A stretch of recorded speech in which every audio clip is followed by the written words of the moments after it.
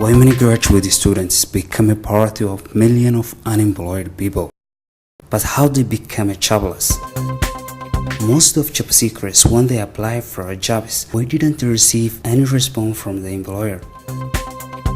Hello, welcome to CareerJobs24.com. My name is Farhan. I'm the founder and CEO of the first only employment agency, CareerJobs24.com.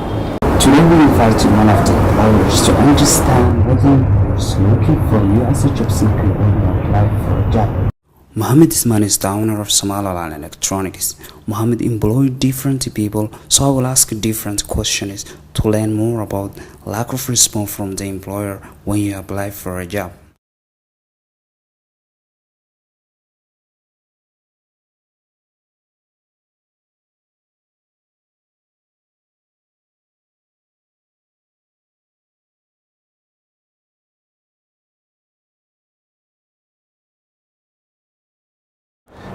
qofka marka uu noo yimaado ee yiraahdo waxaan ahay aqoonyahan ama jaamacad ka soo baxay ama training soo maray ama dugsi sare ka soo baxay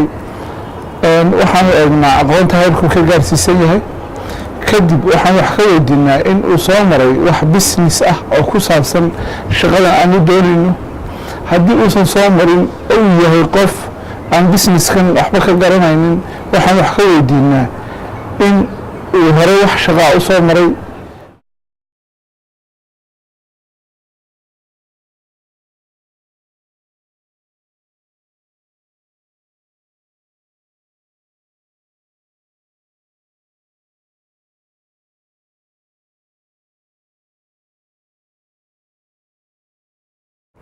marka waraysa waxaan shaqaaleysiinayaa qofka xirfadda leh ee shaqadan kasoo bixi karaya sababtoo qofkaan xirfadda lahayn wuxuu iga baahan yahay inaan tacab badan geliyo buu iga baahan yahay tacabkaasina waqtiga u baahanta waxaa ii fudud in aan qaato qof xirfad leh waqtigiisii soo geliyey inuu xirfad soo barto si uu helo shaqo wanaagsan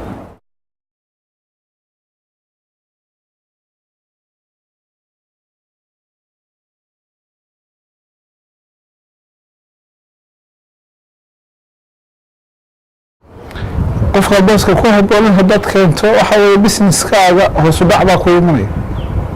sababtoo tahay qof ku habboon shaqadan oo ka soo bixi karaya oo kula dhisi karaya ayaa loo baahan yahay ganacsiga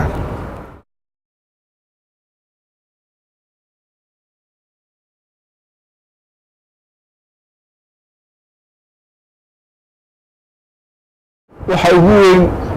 ee aan ku haminayo waxa weeye inuu noqdo qof shaqaysta ka soo baxa shaqadii lagu talagalay dadaal iyo firfircooni muujiya customer isagu leeyahay leeyahay keena customerka u wanaagsan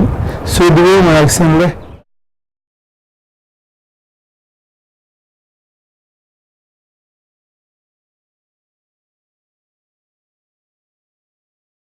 waxaan oranayaa dadka doonaya inay shaqo helaan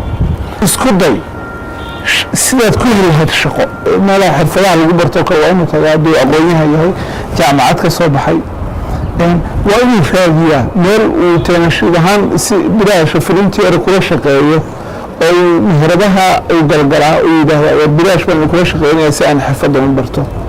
waxa weeye haddii aad mushaharka awoodda saarto aad tiraahdo qof jaamici baan ahay qof noocaasa baan ahay aadan lahayn wax xirfada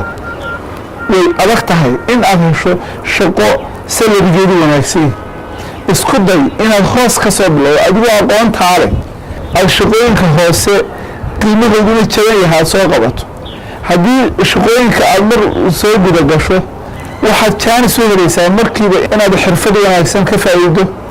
maalin ka dambaysana marka xirfadaadii ay sii hagaagsanaatana horumarkaaga mushaharkaaga waxagooma ay kor u sii kacayaan